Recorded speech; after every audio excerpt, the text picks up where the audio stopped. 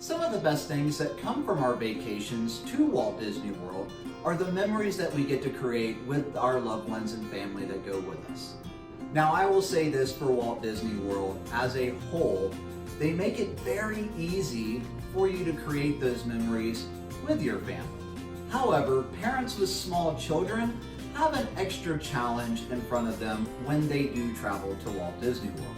Now, if you're like me and you have a child that's a little bit older now, for example, Morgan is a teenager, you think back on those days when you did travel to Walt Disney World and you're like, wow, how did we make it through?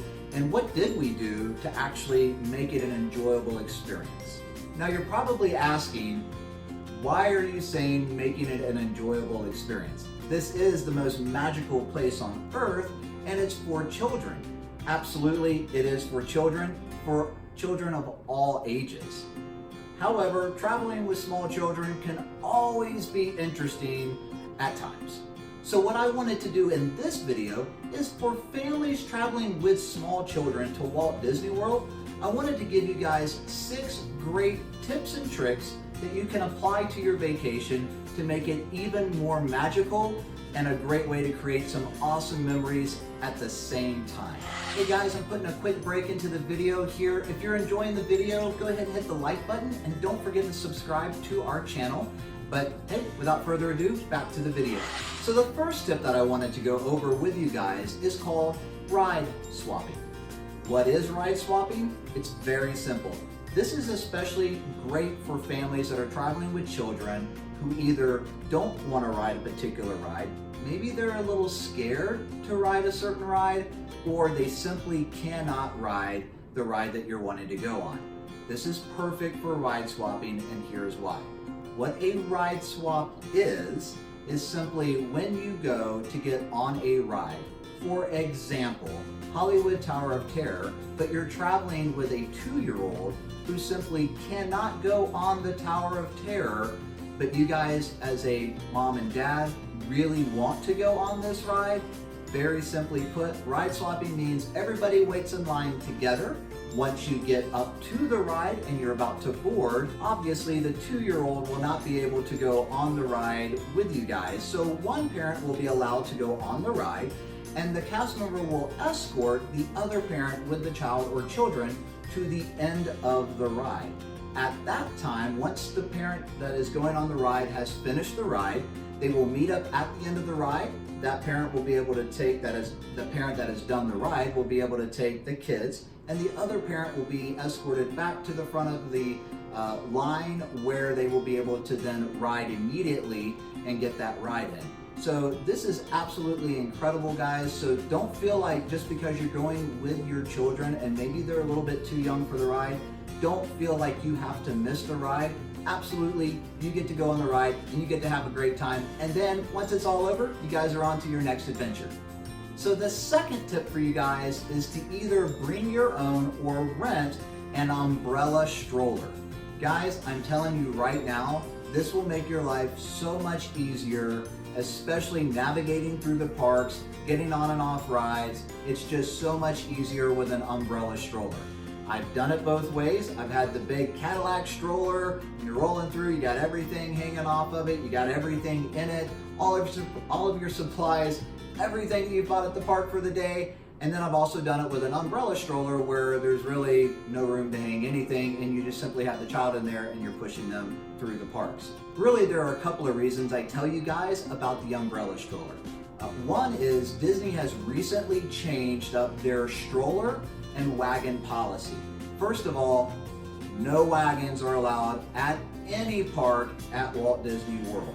So know that, don't bring a wagon. If you have a wagon, you'll be turned away, or at least they'll have to hold the wagon until you guys are done at the park for the day. You will not be able to use the wagon in the parks. I will tell you that right now, don't bring a wagon. The other thing that they've done, and I will put a link below to Disney's policy on wagons and strollers so that way you guys can see it and get the exact measurements. For strollers, they have to be a certain width and height, length, okay? So they have very specific requirements that you cannot go over to be able to get into the parks. An umbrella stroller is so easy, guys. First of all, folds up, folds down, put the child into the umbrella stroller, roll them through the park. When you get on a ride, you can leave it there, maybe put some bags or whatever inside the seat, or you can fold it up and put it off to the side.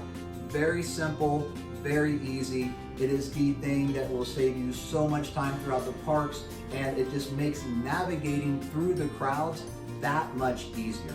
So this way you never have to worry, is it the right size? You never have to worry, am I gonna be able to navigate through large crowds when you're in a hurry to get from one side of the park to the other? It makes it super simple. Also, it makes it super simple if you just wanna pick your child up and carry them, and then just have the umbrella stroller, or the other parent can use the umbrella stroller, just carry it, not use it, but carry the umbrella stroller while you guys are walking. So these are things to keep in mind, but that is a second tip that will help you guys tremendously with small children. The third tip, I kind of want to preface it with this, guys. When you go on vacation, your child is still your child. They have not changed magically. They're going to be very happy on their vacation, but they are still who they are. They still have their same dietary requirements, which Disney does great working with, but they also have times of day that they like to eat, and they don't care if you're in line. That being said, Disney has an incredible policy when it comes to bringing outside food and drink. You can bring pretty much anything you guys want into the park, except for anything in glass, no glass, zero glass. You cannot bring glass of any kind into the park. Number two is you cannot bring alcohol into the park. So the great thing is just to know that you can bring food and drinks from outside of the park into the park. Now, yes, this will save you a little bit of money. I know that at times when we lived in Florida, we would actually just kind of pack a light lunch, take it to the parks. And I remember one occasion where we were standing in a 2-hour line at Soarin' at Epcot, and we just pulled out our ham and cheese sandwiches and started eating. We had some juice boxes, and Morgan at the time, she was 3 years old, so she was happy. She was eating exactly what she wanted. We had some string cheese. So keep that in mind, that little snacks like that, or if you want to make it a lunch, you can. Stick it in a reasonable sized cooler. They won't allow coolers that are too big in, but if you have a reasonable, maybe shoulder bag cooler, they'll totally let that in. So keep that in mind. It'll save you some money, but the fact is that your kids will continue to eat the way that they're used to. If they have snack time that they're used to at a particular time, or lunch is just gonna be 2 hours later because you're standing in a 2-hour line, go ahead and give them that snack right then, right there. Disney will totally let that food in, and you guys are good to go. Now, piggybacking off of tip and trick number 3, I will say that number 4 is going to be considering your child's nap time and sleep schedule. Again, your child has not changed just because you're going on vacation. At some point during your vacation, your child is going to be tired at the park. There are great ways to be able to just kind of step off to the side and be able to have a quiet place and take a nap. So one of the great places to go is the baby care centers at the parks. This is also really good for mothers with really small children who may still be breastfeeding or just need a feeding time with the baby, to be able to just have a quiet place to calm down and just kind of get out of the heat and take a break. So keep that in mind, that if it's just that nap time needs to happen, you can obviously pull over anywhere at the park, let them just kind of have a nap. If they're napping, if they fall asleep from one ride to another, there are definitely places at every single park to just kind of pull off to the side and just wait it out. But if you do need a specific place, if it's just too hot or if it's just too cold, those baby care centers and first aid centers are a great place to just kind of scoot into and just take that little bit of a break. The other thing I want to tell you guys is sleep schedules. Now, I remember with Morgan, it was very important to make sure that she got to bed on time and woke up at the same time. So we definitely wanted to make sure that we did that for every trip that we did to Disney, and to make sure that she stayed on her schedule.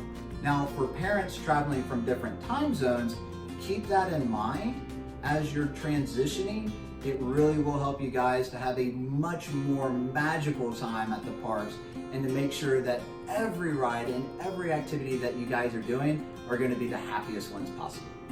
Now you're saying, Andy, the fireworks are at night. My child has to be awake to see the fireworks. It's one of the coolest shows. Absolutely. I wouldn't miss the fireworks for the world. It's the best fireworks you're ever gonna see. They're incredible. I'm just saying that on a normal basis, guys, you wanna make sure that the kids are definitely getting their sleep, so they're gonna be performing at their very best and being their very best on the day-to-day kind of schedule as you go through your vacation. So for tip and trick number 5, it also piggybacks on number 4, and that is meltdowns and overstimulation. First of all, they're gonna happen. They're gonna happen. They're not only gonna happen to your child, they may even happen to you. And that's okay, guys, that's totally normal. It gets to that point. However, my tips and tricks are for how to minimize that and maybe even eliminate that on your vacation. So one of the biggest things that my family used to do when we went as kids, and I still remember this as one of the highlights of my trip to Walt Disney World every single time, and that is about halfway through our day, sometime just maybe an hour or two after lunch, we would go back to our hotel or resort and go swim in the pool. First of all, it was a great way to cool down on a hot summer day, or in Florida, a hot spring day, a hot winter day, a hot fall day, and a hot summer day. But the great thing is that you go take a dip in the pool, relax a little bit, and what my family seemed to really kind of figure out is that right after some fun in the pool, and we got to get some anxious energy out that we've had at the parks with obviously so much fun happening and that overstimulation, is that right after that, we would usually take like a 30-minute to an hour nap.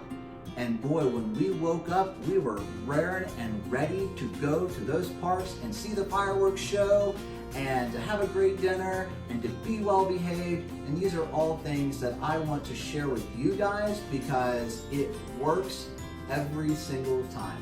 If your child does take that just time to really get out that anxious energy and to maybe even be able to take a nap at the hotel room or the resort, you're just gonna be that much more ahead of the game. So take that time during the middle of the day, plus the crowds are at their largest, the lines are gonna be at their longest.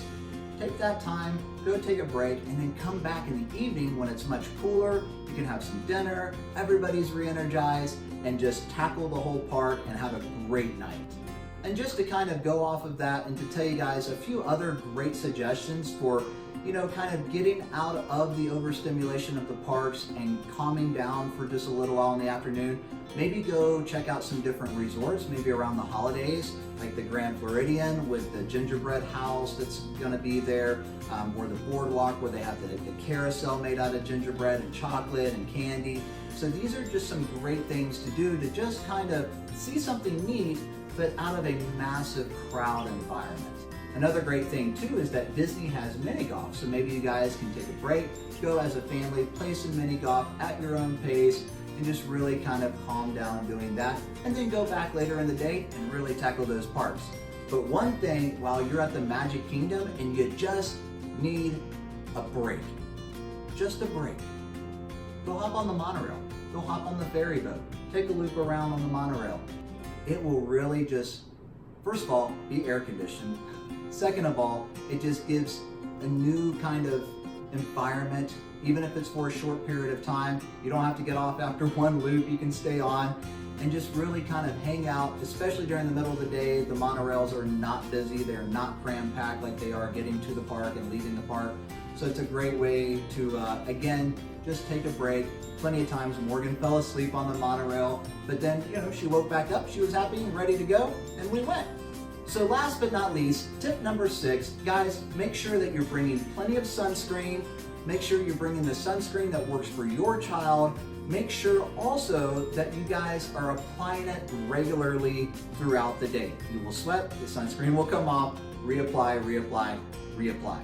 With that being said, also guys, drink plenty of water. Make sure your child is getting plenty of water. I know Disney has tons of great drinks and sugary drinks that they all want, that I want too, but just make sure that you're getting plenty of water, and water is free at any quick service location. All you have to do, it's not bottles of water, but little cups of water, and it's ice water. So all you have to do is simply ask a cast member at that quick service location, and they will give you a free cup of water, as many as you would like. So just remember that, utilize that. There's no reason to spend $4, $5, $6 for a cold drink when you can go get it for free. And the last part of that, guys, make sure to maybe use some cooling rags or get out of the heat as often as you can. I want you to think about this real quick.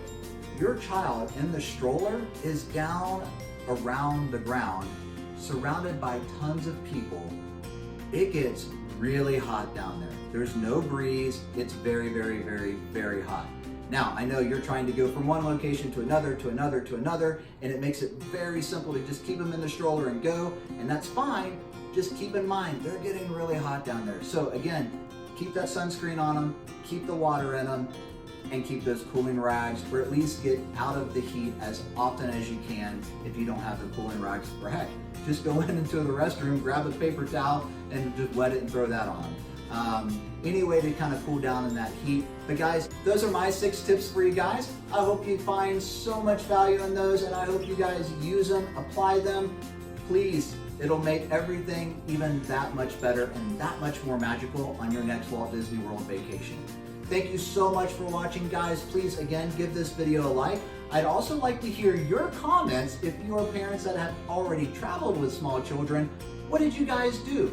What do you like to do? What is your routine for your small children when you go on these types of vacations, especially one like Walt Disney World? And also, guys, go ahead and subscribe to our channel if you haven't already. We would love for you to be a part of our family, but also hit the bell icon so that way you'll be notified of all of our future videos coming out. Until next time, get out there, have some fun, and we'll see you on the flip side.